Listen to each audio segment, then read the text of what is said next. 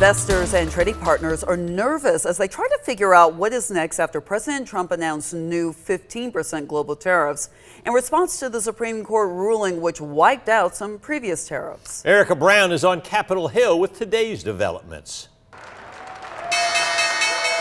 Markets took a tumble Monday amid the uncertainty over President Trump's tariff policy. He announced a new import tax on all countries after Friday's Supreme Court ruling, striking down most of his tariffs. We're not going to stop our program. We'll just use the congressional authorities they've extended already for now.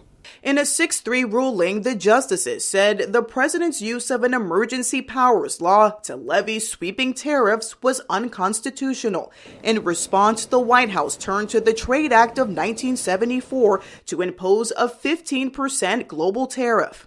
European leaders say the new taxes violate the trade deal the EU made with the U.S. last July and delayed a vote to ratify the agreement. We want to have clarity from the United States that they are respecting the deal. On social media, the president threatened any country that wants to, quote, play games with what he called a ridiculous Supreme Court decision will be met with a much higher tariff, adding, buyer beware.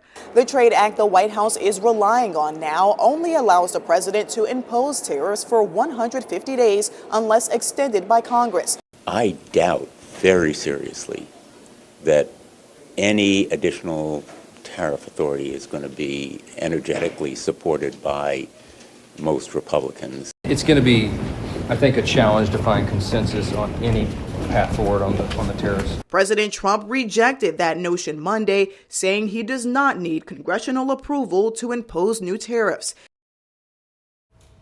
Several businesses announced they will sue the administration to recoup the money they paid for the tariffs that the Supreme Court just ruled were unconstitutional.